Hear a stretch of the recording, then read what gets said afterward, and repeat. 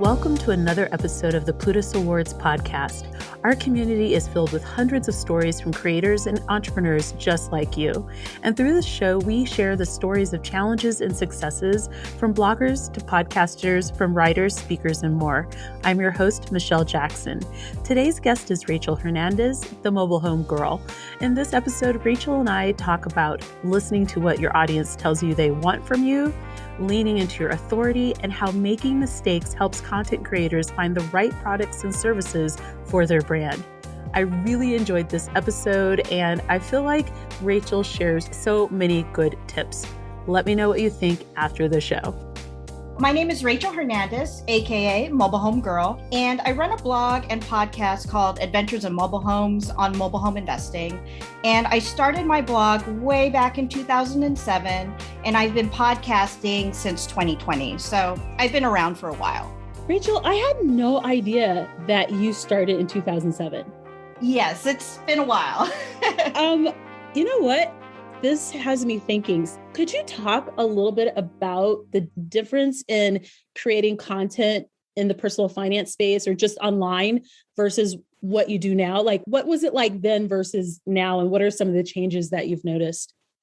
Sure. Way back in 2007, the focus was more on blogging, the content, written content, versus what you see now. A lot of it's interactive. So now you see people on Instagram stories, they're on Instagram, they're on more on social media. Back then in 2007, I think social media was just starting out. And so I was kind of late to the game with social media myself because I just focused on writing. So that is pretty much the difference between now and back then. And also now people kind of want to see more of you, more of your face and who you are. So different forms of media, they want to see video, audio, whatever it is, but you've got to be comfortable doing what you do as well, too. So you've got to have that balance as well, too. But I think people want to see more of you in whatever you do, whether that's writing, blogging, being on video or podcasting, those different mediums. Are blogs dead? No, they're not, because, there are people who do blog and they're very successful, especially in the personal finance space. I think they've been blogging for a while, so they've got a tight community. They've got a loyal following. And I think the people that are the most successful are the ones that are the most transparent and the most honest. You don't see just the good, but you also see the bads, ups and downs, versus other people who they just show the good, but you don't see all sides of the story, whatever story they're trying to tell in their narrative as a personal finance writer or content creator. Why is story so important in content creation? Like what's the point of sharing your story? There are a lot of people who want to lean into SEO. What is the difference in an SEO focused content creation strategy versus sharing who you are and why you do what you do? Okay, sure. First thing, I do want to make a disclaimer. I am not an expert in SEO. I've never been good at it. And I will share that my good friend, Jay Money, and I asked him about this. He has never been good at it either. He would actually laugh if you asked him about SEO. So with that being said, I've done so much research on SEO.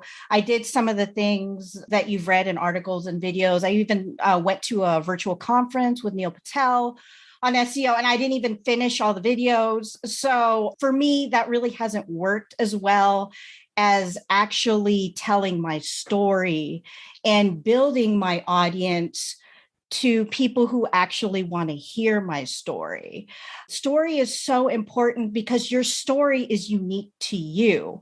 Anyone can go out there and write a blog post or do a YouTube video on how to save money in personal finance, or what's the best credit card rate for this, or whatnot. It's so generic. But if you actually can tell a story around that topic and include you as the writer, or if you're interviewing someone, include them and their story, it makes it so much more interesting to people, because that's why people are interested, because of stories. And that's what kind of sets you apart from other content creators, if you can weave stories together and tell them in a way that can intrigue people. Could you share how you got into the mobile home business and what was the story behind how that interest got you involved in the personal finance space? Sure. Well, my story is I started out like a lot of real estate investors. I read the book Rich Dad, Poor Dad by Robert Kiyosaki, and I got into real estate investing and I started out in single family homes. And what I did was I found deals for other investors by bird dogging and then wholesaling my deals just to build up cash. And once I built enough cash, then I was able to go out and buy single family homes for cash flow. So that's pretty much my story. And I actually got burnt out as a landlord managing these properties. So I brought in property management. But what I found was even though I had property management managing my rentals, I still had to manage the managers. And every month they got paid out of the rent that came in for my properties. And I also had to pay homeowners insurance, HOA insurance, the mortgage, all of that. And so at the end of the day, there's not much left in terms of cash flow unless you have a lot of properties. And that can kind of be hard for someone just starting out. So after I did that for a while, I decided to sell my entire real estate portfolio, all my single family homes, and then I looked into mobile home investing. And so I started out with mobile home investing with the intention of buying these homes for all cash and then selling them or renting them out for cash flow. So all the cash that comes from me from my mobile homes are actually coming to me, and I don't have a mortgage on these properties. Okay, before we get any further, what is bird dogging? Sure. Bird dogging is basically where you go and act kind of like a scout for real estate investors. So you could have like a list of buyers, people who are looking for real estate investments, but they don't have the time to go out there and scout these neighborhoods.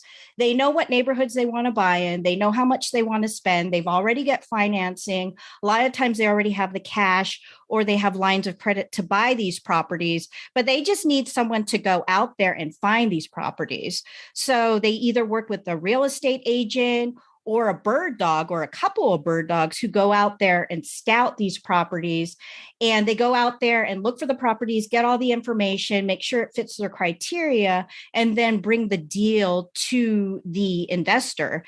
And then from there, the investor talks to the seller and decides, okay, should I buy this or not? And if they end up buying that as a bird dog, you actually get a fee, a reward. You got to work it out with the investor for bringing that deal to them and them purchasing the home. So you only get paid as a bird dog if they actually purchase the property. And that's kind of what a bird dog is.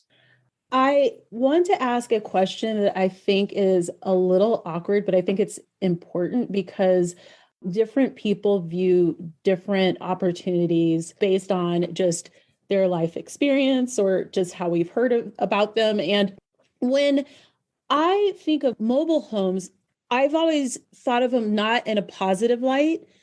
I'm not sure why that is. It's always been a thing, and it's something that I've tried to figure out where that came from. Was there a familiarity with mobile homes for you, or how were mobile homes more attractive than a small single family unit? I know you're talking about the financing part initially, but did you have any reticence around that type of property? I think part of it is just the weather here and me seeing mobile homes in tornado alleys just ripped apart. So I'm inherently a little unnerved by them.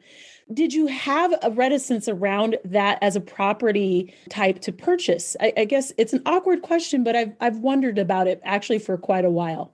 No, that's a good question, Michelle, because a lot of people, myself included, have their qualms about mobile homes in terms of the construction and how they're made. And just like single family homes, I know what you're thinking about, kind of like that movie 8 Mile that comes to mind to a lot of people when they hear the word mobile home, myself included. You think, oh, it's going to be low income, it's going to be run down. And that's not the case at all. That is one type. And most times those kind of communities are called trailer parks. But a manufactured home or mobile home can have be in different types of communities. So you've got your low end communities, your middle of the road, and then you've got your high end communities. I'm talking about like 4 or 5 star parks, just like how you have it in single family homes. So for me as a mobile home investor in the beginning, I did not see the difference between any of them because I was so green and so new. So I did deals in low end, middle of the road, and high end parks. And I just had a lot of bad experiences. This was my experience personally in more the lower end types of parks because it just didn't fit the type of clientele that I wanted to work with. So through experience, I actually started to do more deals in higher end parks.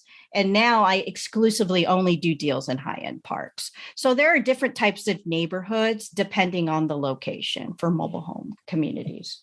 So this season of the Plutus Awards podcast, we're talking about the tension that occurs when you start monetizing a platform, a personal finance platform. But I think it would be really helpful to talk about the genesis of you creating your platform. Like you said, you started blogging, but how did you create a community? Did you create a community? How did you grow what you were doing, especially as you became the Mobile Home Gurl? Well, honestly, Michelle, a lot of trial and error. I kid you not. So naturally, I started the blog back in 2007, and I did a lot of things that most newbie bloggers do when they start blogging. I had requests from these publications to run ads. So I took some money here and there from some of these magazines who wanted to run ads on my sites. And then there was some small business owners who were targeting mobile home investors and real estate investors to run ads on my site. So I did a little bit of that when I first started out. And then I did the Google AdSense thing. You know, everyone does that. The other thing I did, because I did reviews on books and courses. So I started doing affiliate marketing, affiliate links, Amazon, that kind of stuff. And then as I grew my network, I got to know other real estate investing bloggers. And then they had their own affiliate programs in terms of courses and books that they sold. So I signed up for their stuff as well, too. And then after that, I kind of looked, okay, what am I doing? What am I doing? And I was kind of tired of the hustle. Like, okay, I'm writing all these blog posts and I'm getting all this ad revenue, but I always had to convince people to come to my blog. So I'm like, I had to step back and what am I doing? What can I do to make things easier? And that's where I really came up with the idea. I really need to build my authority. And that's one thing that I am actually really big on as a blogger and a podcaster, building authority to make yourself stand out. And I did talk about this last year at FinCon virtual about that. So what I did, which kind of changed everything, I wrote a book. I think it was in 2012, and it was called Adventures in Mobile Homes, How I Got Started in Mobile Home Investing and How You Can Too. And it was basically my story on how I got started. And then it was kind of like a start guide for people who also wanted to get started in mobile home investing as well, too. And then once I wrote that book, then people started to actually come to my site. I started doing speaking engagements. I did one in Canada, virtually to some real estate investors. And then I started speaking. And that's when I started to really, really, really build up my authority. So at that point, after I had the book and then I started speaking, then I started doing consulting. So people were paying me hourly to do consulting on mobile home investing. And then after that, after I did with the consulting, then I started having courses, and then I started having the podcast. And once I had the podcast, then I started getting interviewed by other podcasters about mobile home investing. So it was a lot of just hit or miss, try this, try that, what worked for me. And I found out the top things that worked for me because of my personality.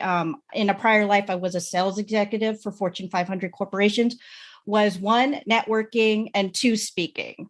And I'm really good at that kind of stuff, being out in the field, speaking, talking to people, and also networking. So I just kind of focused on that and just started going to these conferences like Plutus Impact Summit last year and FinCon back in 2015. That was my first FinCon. And that's when I started to really get the ball rolling in terms of building authority and just getting the word out to people about my blog and that I'm Mobile Home Gurl and I do mobile home investing. I'm curious about your book. Did you self-publish that book or did you partner with someone? And how did people find it? Sure. Yes, I did self-publish. And I think I wrote on the blog that I was thinking about writing a book. And when I put that out there, I actually had been contacted by a few small publishers for them to take me on to publish my book. And I had to look into like, should I self-publish? Should I not self-publish, work with a company? And I decided at that point, this is my first book. I want control over what I'm doing. So I decided to self-publish my first book. And then in the future, if something comes down the road, I'll look into if another company does want to publish my book in the future. But I did self-publish the first book. And how did people find me? Actually, I did a lot of guest posts. So once the book came out, I contacted all the people that I did guest posts for. And then I was also doing podcast interviews as well, too. And then, of course, my email list. And I just kind of told them that, hey, I have this book out, and they helped promote me because I was a guest on their show or I had written an article for them in the past. So that's kind of how I got the word out on the book. It was a lot of word of mouth. How did you kind of grow your community and what was their expectations of you? Because a key part, again, of this conversation is going from free to paid in your content. So I'm curious about that those first couple of years when you were service to people and you're developing these products. What do you think your community wanted from you? And when was the point where you were like, you know what, things need to change and this is how it's going to look like? That's a good question. And you're going to laugh, Michelle, but my community was actually telling me that I need to come up with a course. And for me, I did not want to be that real estate investing guru selling courses and being some snake oil salesperson on the internet. So I refused to do a course for years. And there'll always be people on my list, usually, when are you going to come up with a course? When are you going to? And I was like, well, I've got this consulting, but people wanted a course. People wanted group coaching. And I just completely like, no, that's not me. That's not me. I don't want to be this motivational person. To me, that was a bad thing. And so I think it wasn't until I started doing the podcast that I actually saw the benefit of doing the course because I was doing all this consulting, but I was answering the same types of questions from people just wanting to get started in mobile home investing. And so that's when I finally decided to, okay, I'll come up with the course, see if people like it. I wanted to make it affordable. I didn't want it to make it crazy high amount of money. And then we'll just see what happens. And what I found was once I did it, I knew why I wanted to create a course now, because it saved me time. I did less consulting from people because they had the course to work with. Now I do get people who still want me to consult, but my time is limited because I have so many projects going on. So that's at the point where I knew I had to do something to free up my time. So, but people could still learn from me at the same time. It's funny that you had this reservation around the course, because for me, I immediately thought some people are busy and they might not have the time available when you're free, right? To do a consultation, and the course might allow them to learn at their own pace. So I really think about courses in a different way. I've taken several online courses and have really enjoyed it. And I would like to kind of touch a little more on why it was initially such a negative thing for you. Did you have a bad experience with someone else's product, or what was it about creating a product that gave you some reservations or concerns? Yeah, I mean, it wasn't me personally that had a bad experience with someone else's product. In real estate investing, I've just seen so many scammers out there. Like, it's easy money. All you have to do is pay for my course, and you can be a millionaire, in a month kind of thing. And it just really irked me. And back then, back in the day, you would see these, we call them little infomercials, people on the beach, and oh, yeah, it was just looking in the newspaper and then I sold this property. I mean, it's not even like that. So I didn't want to be one of those people who, to me, if I did that, even if I made a good course, I would still feel guilty. Like, why am I being like that person trying to sell a course? So it really took me getting the course together and actually doing it to find out, oh my gosh, this actually frees up my time because this is actually what people are telling me they want from me. But at the same time, I wanted to make it affordable because I know everyone has their own situation. I didn't want to make it like some crazy amount of money for my course, but I also wanted to at least have it enough affordable, but also for my time, it's worth it to put my time into it. So that's kind of my story about course. I know it sounds kind of a weird that way. No, I actually think it's very relatable.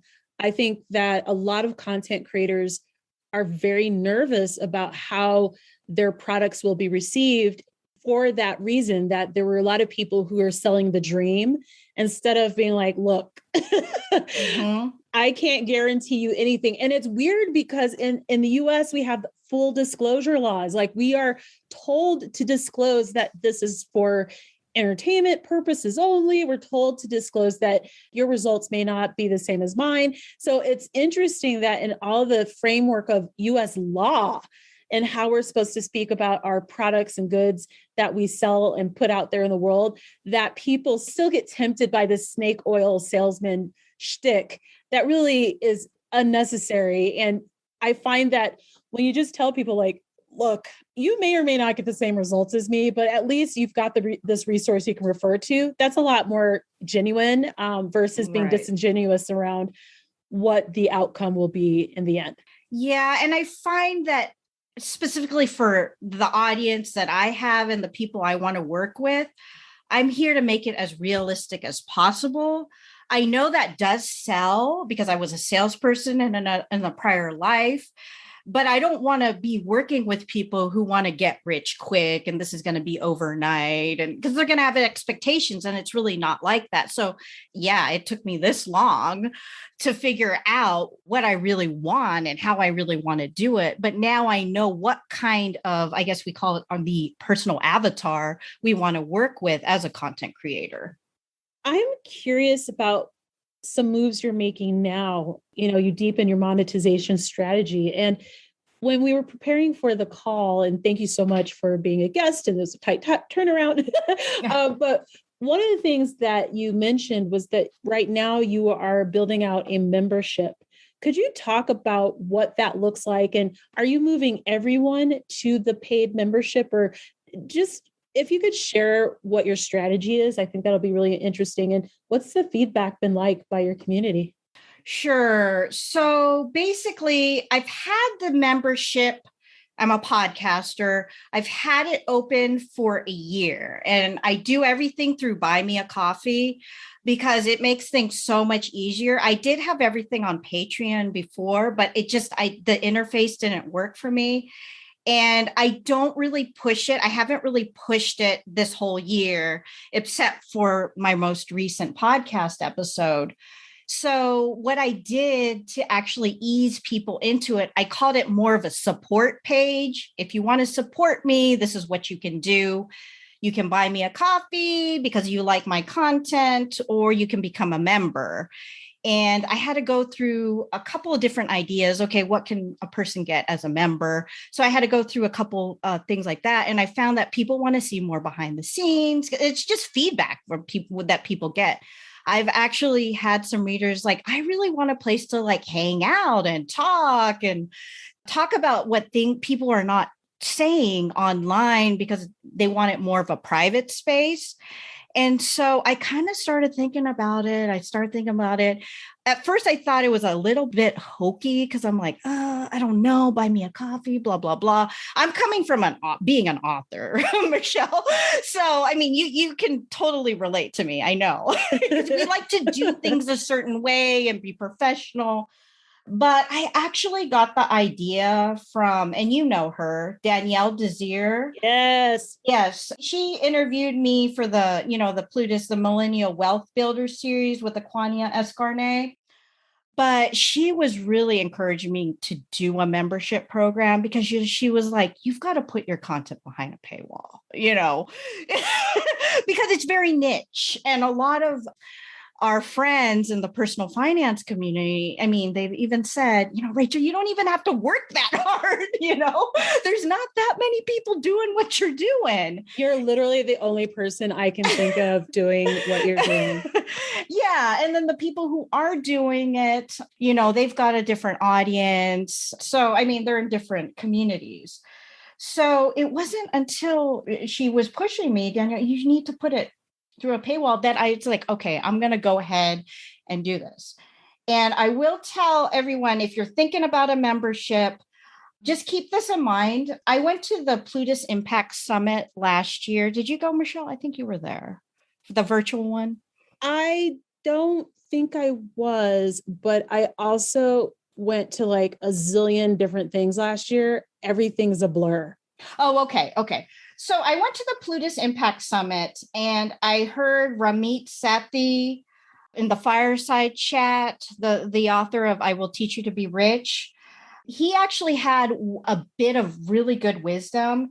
He told everyone, do not sell anything that you wouldn't buy yourself.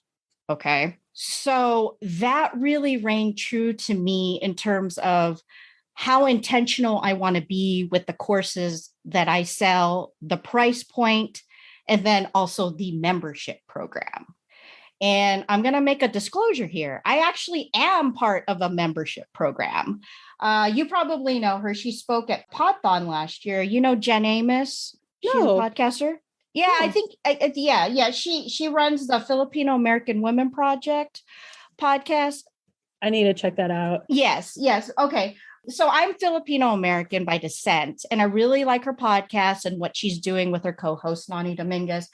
And I actually decided to join her membership program because I really like their production value. I like what they talk about. They're very organized, and also to learn about my Filipino heritage as well, too. So I am part of a membership program. So to me, offering a membership program came in line with Ramit Sethi, what he said, don't sell anything you wouldn't buy yourself. So now I have a membership program. Join Julian Sanders, Janice Torres-Rodriguez, Jason Vitug, and more at the Plutus Impact Summit, a virtual event for financial content creators and influencers on July 22nd and 23rd. See all the sessions and register for free at PlutusImpact.com. What are the key components to a good membership program? Are there things that you're doing differently from Jen in the sense that you have different audiences and so they have different needs? Or are you using what she does as a template for what you do? Yes, actually, a little bit of both. I mean, she definitely has a different audience than me because my audience is more real estate investors versus her audience are Filipino American women. But some of the stuff that she's actually using for her membership program, she does like some behind the scenes, some more serious topics that are on the minds of other Filipino American women. They actually have a book club that's with her membership program, which is very interesting because I'm reading about Filipino history now and I'm learning about it, Filipino American history, actually. So it's very interesting. So I'm learning a little bit about how she does that and then trying to focus, okay, for my membership, what can I offer members? And I will tell you, it was a lot of trial and error, but I know people want to see the behind the scenes of my mobile home investing business. So they want to see the before and after pictures. And those posts, when I was doing them back in 2007 on all my deals, they took me hours to put together, Michelle. Seriously. And then I had videos and walkthroughs and it just took so long. So I know definitely that's one thing people want from a membership program. So I have that. I also have discounts to all my courses and consulting for members. And then one thing that I found through trial and error, and this was just kind of like thinking and brainstorming, I get leads on mobile homes all the time from investors. They're like, Rachel, I don't want it. What, can you do something? Can you buy this? And I'm not going to I don't buy mobile homes all over the country because people have asked me, or can you partner on a deal and blah, blah, blah. I only stay focused in Texas. So when these leads come in, whether they be mobile homes or someone wanting to partner, someone needing financing, whatever, any of that, those go to the people. I put a post on my Buy Me a Coffee page, and then that is exclusive to my members. And the minute I actually put that, I started getting members. So that was an idea that, like, I brainstormed that actually worked. People want these leads. So the other thing that I found, and this was through brainstorming, is people want to know things that you cannot find anywhere else, like on the internet, or people are not talking about it. And this has been a real passion of mine as a mobile home investor. There are things that I really want to say, but I want to say it more in a safe space. So that's for my members. So one thing I'm working on, and I'm about to launch it this week, I'm doing a video commentary on a mobile home investing guru who's actually scamming a lot of investors out of their money. No, this is huge. Like, it's to the point where, and I'm not going to say the person's name, it's to the point where there's actually multiple lawsuits going on. They're trying to get the FBI involved. But it's a really, really, really big deal. So as soon as I put that post up, I kind of pieced some evidence together. It's only for members. People started signing up. And now I've got the video commentary coming out. I mean, it's taken me days to put this together. It's not like something I just throw in an hour. I've got a Canva presentation, everything, and then I'm talking, and then I'm presenting the evidence and all that, and the aftermath, and what exactly was the scam, and how are these people getting affected, and blah, blah, blah. You can go and try to find this information if you want, but people don't have time for that. So I'm piecing everything together. So it's kind of like, Michelle, I'm running my own programming. I mean, I'm not saying that I'm like HBO or anything like that, but I'm like the HBO of mobile home investing. You know what I mean? So actually, I just heard the Law and Order music in my head, like the theme music. Dun, dun, dun, dun, dun, dun, dun. This is what's happening in the mobile home space. Exactly. Dun, dun, dun, dun. Exactly. So stuff like that and other ideas, like all these resources that I know, but most people don't know where to look for these resources. There's a lot of things going on in the mobile home investing space, but it's getting suppressed in certain ways because certain people have money to suppress that. I mean, how these things work. So if people are interested in that kind of stuff, that's also a benefit of becoming a member. And it's also a benefit of running your own membership platform and being the boss of your platform is you dictate the content. Yes. And I will say I looked into sponsorships. I know you work with companies. I looked into sponsorships. I've even talked to Lacey Langford. She gave me some advice on sponsorship. She even spoke at FinCon last year about it. And I reached out to a lot of companies in terms of potential sponsorships. And I mean, in the manufactured housing space, and it was great to talk to these companies, but I didn't know if it fit what I was trying to do because a lot of them wanted me to talk about their new lines of homes. And I don't deal with new homes. As a mobile home investor, we buy used homes. So, I just kind of paused everything with the sponsorships, and they want to do things a certain way. And then it has to be run by legal. Then there's like 10 people on a team that I've got to deal with. So I kind of paused things, halt the brakes on that. And then I, just started with the membership program instead of going with the sponsorships at this time. Is this the primary thing that you do now? You mean the membership program? Just everything with Mobile Home Gurl. Is that your thing? Or do you have like a 9-to-5 as well? No, actually, I do not have a 9-to-5. I'm pretty set with the mobile homes that I have making income. So I make 6 figures a year with my business, just the mobile home investing business. That's my real job. Okay. Okay. Yeah. But okay. So I've got a lot of different streams of income. I also, and you're going to laugh because I'm a workaholic, I have a book business, a low content publishing book business as well too.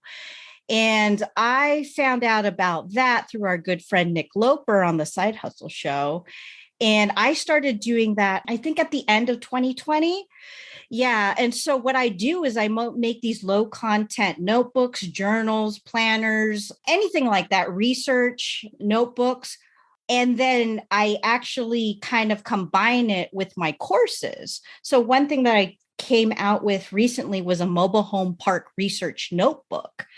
So basically, the students of my course can go out and buy this mobile home park research notebook on Amazon, and they actually can fill in, okay, I'm talking to this park and, how many lots and blah, blah, blah. And the park manager's name is this and blah, blah, blah, blah, blah. And it's been a really good thing. I really love it. I love designing books. Like I didn't think I'd be good at it, but I love doing it. Yes. I'm curious about the books though. So first of all, you're creating this massive ecosystem for your brand, and it's multi-tiered. There are price points at different levels, which I like. So people can work with you wherever they are at. So there's no pressure, which I think is a key part of monetizing a brand. I think sometimes where it can be challenging for content creators is to figure out how they can monetize their brand in such a way that, one, it doesn't upset their ideal avatar, their ideal customer avatar, but also doesn't have them focused on in such a way that people are like, you're kind of scamming people and blah, blah, blah, blah, blah. And I think when you have all these different ways to work with you, from free to paid, you can just be like, look, like you could just get a $3 book. It's not that big a deal. And are the books soft covers or are they ebooks? The low content publishing business, those are actually paperback. I did get on Amazon. I can do hardback if I want. But so basically, if someone wanted like a real estate journal or real estate planner, I actually design it. And actually, out of all my, you're going to laugh, Michelle, out of all my streams of income, I have the most fun with the low content business. It's just, I just love designing books. I think it's because I'm talking to people all the time. I just need to get away, from people sometimes, and it just, and that's one of the things I wanted to say about the membership program. Instead of working with sponsors, you're also on their time if you start working with businesses and sponsors. So, and then talking with people, running things through legal, blah, blah, blah. On the membership program, you're doing things at your own pace, depending on what you cite. Like if you do an event or if you write a blog post or if you do a video, the list can go on and on. I've got all these projects going on. I'm consulting on a movie right now with an award-winning director for my mobile home expertise. So I don't have time to be, on the phone with people all the time. I actually have a question about all these projects. How are you navigating the time commitment to do this? Like, walk me through how you're able to successfully make things happen. How do you avoid dropping the ball, like in key points of your business or key parts of your business? Sure. And you're going to laugh, Michelle. And I know I've said this several times throughout this interview. I get up every day at 5:00 in the morning. Girl. I am not a night person. So I get up at 5:00 in the morning. And the first thing I do is do my exercises.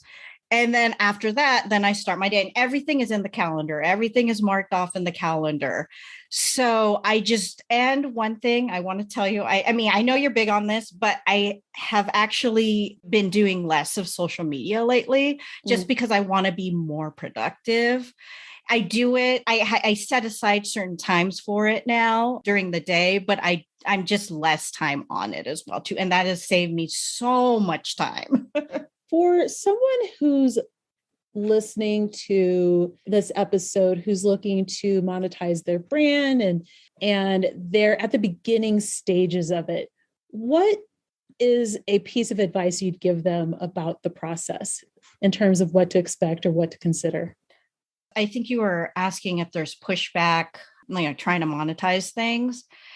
And for me personally, there hasn't been any pushbacks. Like every time I send an email, I will get 1 or 2 people unsubscribe from my list, which is completely understandable. But I've never had anyone complain like, oh my gosh, I can't believe that, you're making money, blah, blah, blah. I haven't had that kind of pushback. And I think one of the reasons is because I've already built up my authority. So for people starting out in the beginning, it's going to get rocky. You got to, have, that balance. The people who do it really well, who don't have authority, they actually spend a lot of time with their audience. So they're posting multiple times on Instagram. This girl, she's an author. She interviewed me for one of her courses lately, and she is posting crazy amounts of stories on her Instagram. I mean, she spends a lot of time with her audience. So if you're going on that route, you don't have the authority yet. You just have to keep in mind, you're going to have to build your community one person at a time, and that's what I did before I did all this to build up my authority. So if you're just starting out, kind of make a list. What are your strengths? What are your weaknesses? And then just focus on your strengths and what you're good at. And for me in the beginning, I was trying to do everything. I'm telling you, I told you, Michelle, I was trying to learn SEO. I am not an SEO gal. So I get things done by just talking to people. So at the beginning of our conversation, you talked about how important your relationships were in building your brand and how attending events and things like that were really impactful. And with COVID, clearly that impacted everything and we shifted to online. And now we're making the shift back to in person, but I'm convinced everyone's a little weird right now. I'm like 100% convinced we've gotten weird. So how would you advise people to network in person after a hiatus like that, after being online for so long? Because the way you connect is very different. I think there's a skill set that some people have where they're able to connect with people online and then transition those connections offline. But because of the amount of time we've been at home, I think that may have impacted some people's in-person skill set. So what are your tips on that? And then I have a final question. Sure. I mean, I think just kind of start practicing. I mean, whether you do it locally, because there's groups that meet locally, or if you do it online, even if you still do it online, and, if you're part of any groups online, I'm part of a couple groups online.